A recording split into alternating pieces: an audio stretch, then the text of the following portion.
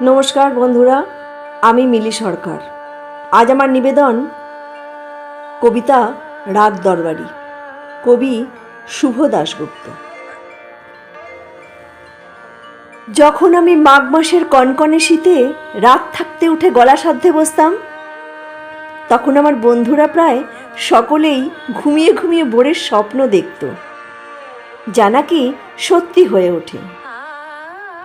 আমি তান সরগমের ওঠাপড়ায় বুঁদ হয়ে থাকতাম, তাই তখন স্বপ্ন টপ্ন দেখা আমার হতো না। কেবল দুপুরে টিফিনের সময় স্কুলের পাশেই বয়ে যাওয়া একলা নদীটির কাছে গিয়ে দাঁড়াতাম আর বলতাম, দেখিস একদিন তোর মতো আমিও যাব নানান দেশ, নানান মানুষ আর নানান অচেনার জগতে। দেখিস একদিন ঠিক আমিও যাব। পুজোর সময় দল বেঁধে বন্ধুরা ফুচকা খেত, ডাকলেও আমি সে দলে ভিড়িনি, কারণ গলার যত্ন। উঁচু ক্লাসে উঠতেই অনেকের বই খাতার ভাঁজে যখন সিনেমার ছবি, আমার ব্যাকরণ খাতার পিছন দিকে তখন দরবারির নতুন তান লেখা। কিন্তু আমার গান আমার হাত ধরে নিয়ে যাচ্ছিল অন্য পথে। অনেক দূর থেকে দেখা যাচ্ছিল অন্য আকাশ, অন্য আলো, অন্য রং। পুনে দেখা এক অপূর্ব আলোর বিকেলে আমার বিয়ে হয়ে গেল। সানাই, রঙিন বেনারসি, রজনীগন্ধা, ফুলশয্যার রাতে অলৌকিক মায়ায় বিসমিল্লা সাহেবের সানাই বাজছিল জয় জয়ন্তীর আগে। ভারী ইচ্ছে করছিল ওই পাশে শুয়ে থাকা অজানা মানুষটার সঙ্গে একবার বন্ধুত্ব করি আর জিজ্ঞাসা করি, জানো এটা কি রাগ?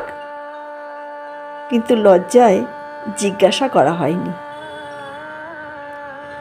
অনেকদিন পর যখন গান আমার হাত ছেড়ে দিয়ে একা ফেলে রেখে চলে গেছে দূরে, তখন এই মানুষটি বলেছিল, একদিন তুমি তো ভালো গান গাইতে পারতে, এখন গাও না কেন? আমি উত্তর দিইনি। বিছানায় ঘুমিয়ে থাকা ওই নিষ্পাপ এক শিশুর মুখের দিকে তাকিয়েছিলাম অপলক। আমাদের মেয়েকে গান শেখাবো বড় হলে, কেমন? আমি চিৎকার করে উঠলাম, না! চিৎকারে ঘুম ভেঙে কাঁদতে লাগলো আমার ছোট্ট মেয়ে।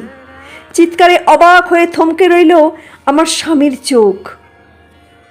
আমি খুব নিচু স্বরে বললাম, না, ও সেলাই শিখবে, ও রান্না শিখবে, ঘর মোছা, বাসন মাজবে, মার্কেটিং করতে শিখবে, জানালার পর্দা লাগাতে শিখবে, কিন্তু অশোকের সেবা করতে শিখবে না।